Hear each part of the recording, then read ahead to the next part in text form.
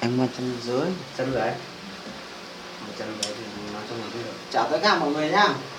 Anh đang Hôm nay em chúng tôi vui chơi quá nên là hơi chơi bời một chút. Thì anh em có thể là thấy clip này hay thì có thể đăng ký kênh này hoặc là like hộ nhé. Cảm ơn tất cả mọi người. Là chào mọi người nhá. Anh em mình chơi vui nhá. Mà sức khỏe với bạn nhá. Chúc sức khỏe anh có nhá. gì thì bảo nhau mà làm. Ok. Anh em mình ăn chơi với nhau mà có gì thì tốt với nhau thì giới thiệu nhau nhá. Rồi ok, mà khi nào mà có gì thì phải giới thiệu với em nhá. Vâng. Mật tất cả mọi người nhá. Mọi người nhá. Rồi. Sức khỏe nhá. Sức khỏe.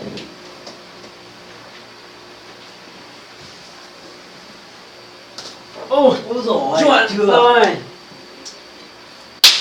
Ok. Chờ vui.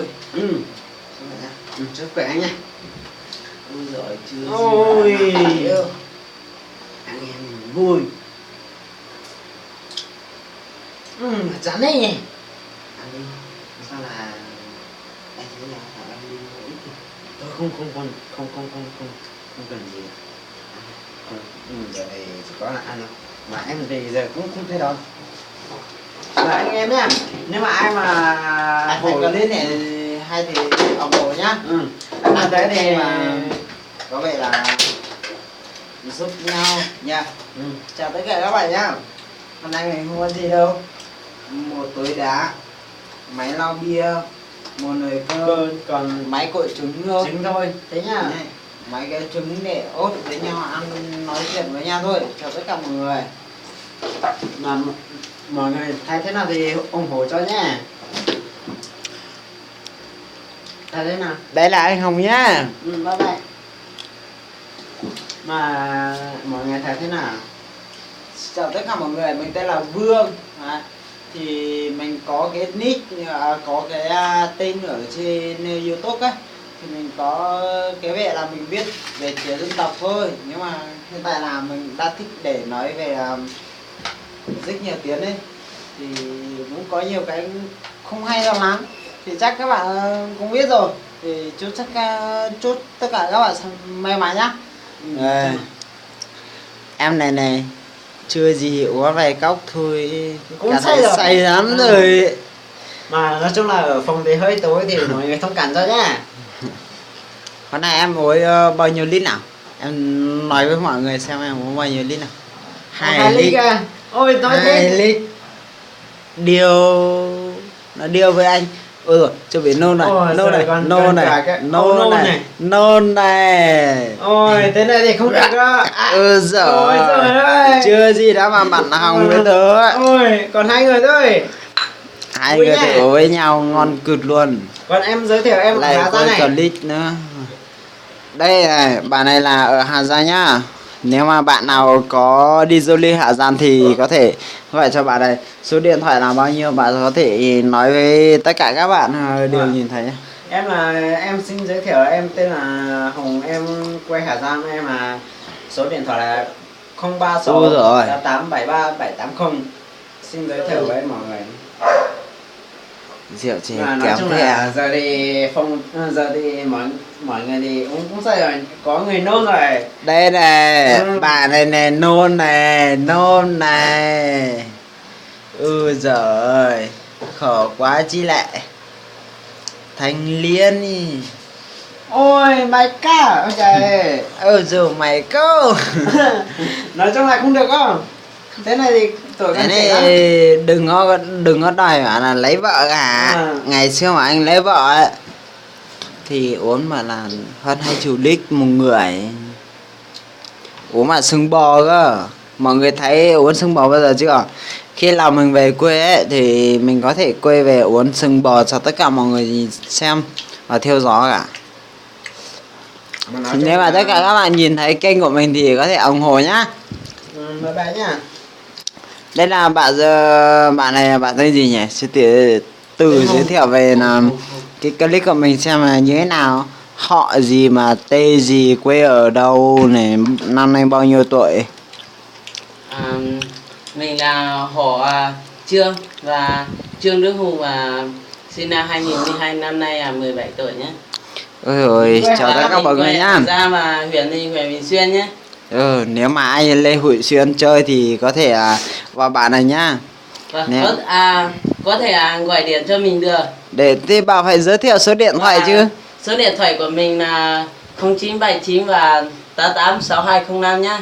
Và chào tất cả mọi người nha. Vâng, Hãy chào tất nhớ cả mọi người. hãy nhớ like và livestream cho bạn Hồng nhá. Ok.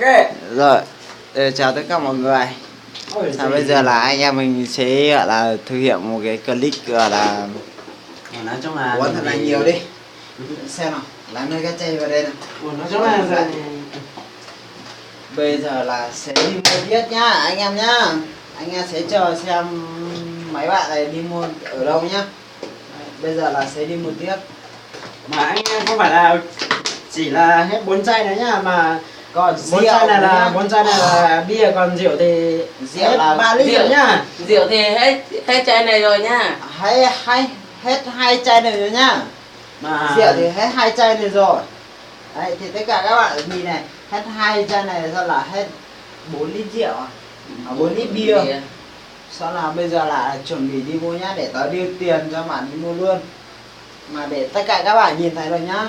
Thì các bạn thấy hay thì hãy livestream cho tất cả mọi người nhá. mà rất Đấy. là vui Bây giờ được là đi mua gặp cho các bạn nhá. 4 chai bia. Đấy. Đây Thì chào tất cả anh các bạn nhá. vừa đưa tiền cho mình đi mua bia về uống nhá. Đây là 2 lít nhá. Đây là 2 lít thật nhìn nhá. Vâng. Không đùa các bạn đâu. Đấy, đây là tiền thật, không phải là tiền giả đâu nhá. Đúng rồi. Chào tất cả các bạn. Chào rất vui được Chào tất cả mọi người nhá. Mua 4 lít bia xong là có gì ngon ngon thì mua một ít. Nhưng mà rất vui anh được cho biết là cũng mua gì. cũng rất là vui mà hôm nay được Mua phát phở trực tiếp là với cái là gì đi tu hay là gì đó mà cũng Mua rất là gì vui. nữa? Mà nói chung là Chỉ có hôm nay mua thì này. mình thì cũng không có gì Thôi, đâu, vào em phòng đi ra đây có gì là mà em mua về đi. bạn bè thì Thì em có chả biết 3-4 chai đi biết mua gì là cả. hai chai rượu Em đó có ra mà đường còn Ngã Tư không? muối nấu cơm mà có mà đến chỗ đấy mà. rất là buồn. Đây, Vì không sao có bạn là- gái, sao nếu mà là có bạn ngoài gái thì rất là hay là vui. thịt? Nếu mà ai có bạn gái thì Đây giới thiệu cho đây mình là nhé. thịt lợn. Giờ thì mình thì rất là nóng mà không Thịt. mặc áo, quần gì Thịt nạ. quần thì Hay là mới thịt mặc, nạ? nhưng mà áo thì cũng có gì Hay là là không thịt cản nạ? do. Lợn nạ. Đây 2 lợn thịt nạc. Các bạn Ôi, là má mua ơi. thì 3 chị. Tôi không mua gì nữa nhá. Đúng rồi. Đừng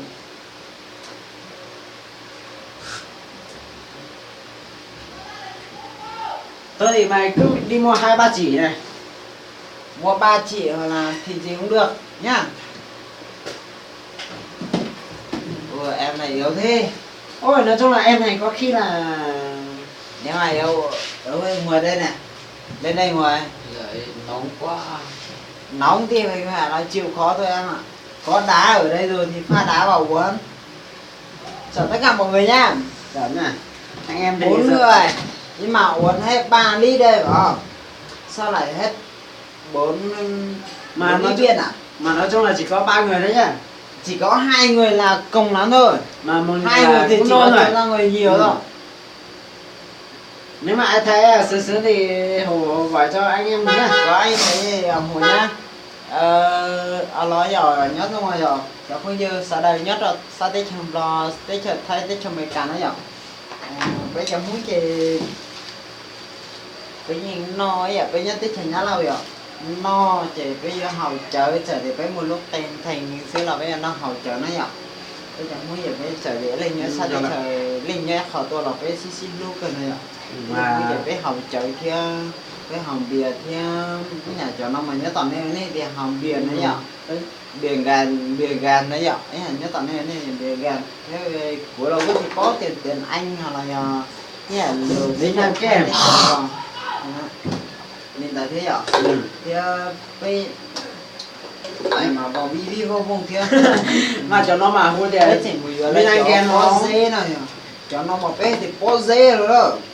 Nhớ là Có tiền. dễ rồi bé cho nó luôn tỉ cõi bé thì trời thiên đi biển rồi bé học cái lan la Lucia tà giò nó dạo bé mong chị chùa tà giò nó dạo chị dòng lên nó dạo cho cái tí là sau này nó dạo thì ý là lịch của tụi tí là trong thon này ở này thì mình bảo ra cái lên nào thì mình dòng theo hai cho nó được cái uốn no hà tí lầu trong thôi chỉ mình cứ cho nó khó thì uốn no chả nó nhớ luôn chả phải cho nó bỏ nó chỉ bé chỉ bé nhau tới thời Việt Nam nó chỉ bé chỉ no thế nào đấy thì nó cái sang Việt Nam thì là chính ta nó chỉ chỉ nó lo chỉ cái chỉ xuống bên tí đẹp cây xưa quá thì giống phải bỏ được chả không món mà xuống bông bỏ xuống nó đó đây à ta chỉ mà Hỏi tham đồng bia bia. mà ăn nhục Bia xuống thế đâu mà. đó này hắn này là số tiền gì nữa vì mới chỉ chúa ông bé đánh theo còn Đó nó chỉ còn mà mới ấy chỉ mua theo đó chỉ mà cái chỉ chỉ từ cứ mùi lúa nó vậy